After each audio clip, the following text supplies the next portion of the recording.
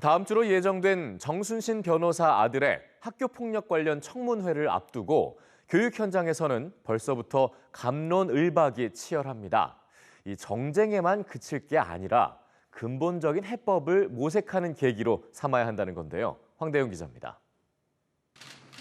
국회 교육위원회는 오는 31일 정순신 변호사 아들 정군이 졸업한 고등학교와 서울대 관계자 등을 불러 학폭 사건 처리 과정에 대한 진상을 캐물을 예정입니다.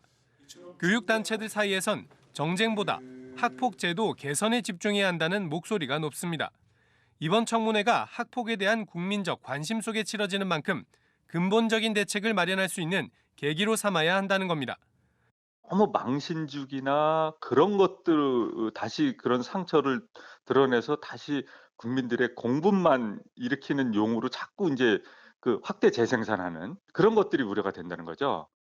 정치권의 분쟁이 학교에 또 추가적인 부담을 지우는 방식으로 결론 나서는 안 된다는 지적도 나옵니다. 제도가 문제인지 사람이 문제인지를 명확히 봐야 한다는 겁니다.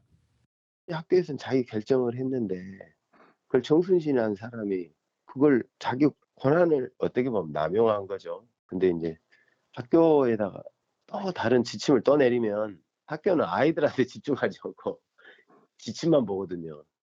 교육부가 준비하고 있는 정시 학폭 반영 방안이나 학폭의 학생부 기재 기간을 연장하는 대책에 관해선 필요한 대책이란 의견과 엄벌주의에만 몰두해선 안 된다는 의견이 엇갈렸습니다. 다만 찬성하는 단체에서도 가해자의 처벌을 강화하는 것만으로 학폭 문제가 해결되는 건 아니라는 점을 강조했습니다.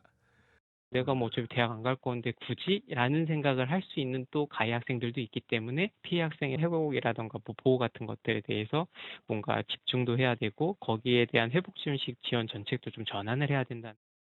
무엇보다 학생들 간의 화해와 피해자의 회복을 돕는 대책 마련에 주력해야 한다는 것에는 교육단체들 모두 한 목소리를 냈습니다. EBS 뉴스 황대현입니다.